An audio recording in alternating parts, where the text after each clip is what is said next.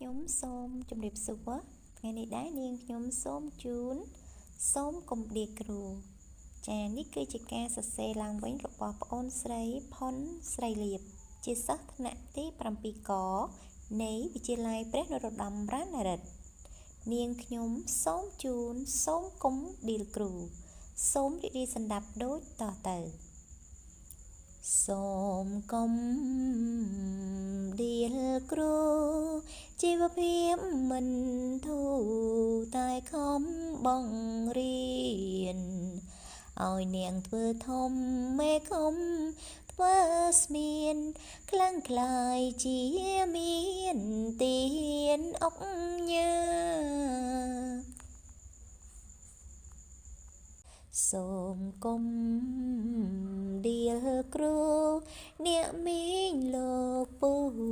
បណ្ឌិតបង្រិញ្ញាឯកឧត្តមជំទាវនិស្សិតសិក្សាដែលមានវាសនាធ្វើធំជាងគ្រូឌីលគ្រូមិនល្អទោះបីគ្រូក្រស្មងសតស៊ូ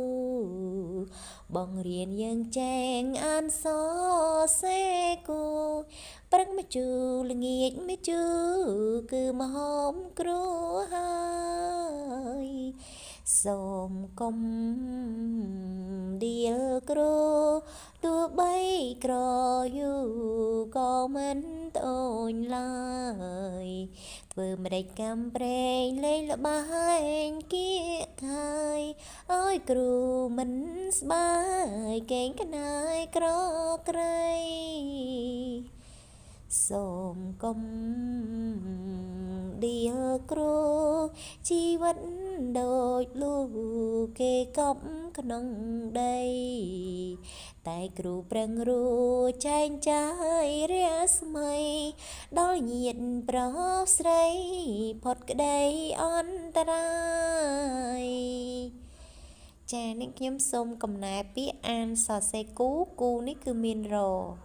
នាងខ្ញុំសូមអរគុណសូមជម្រាបលា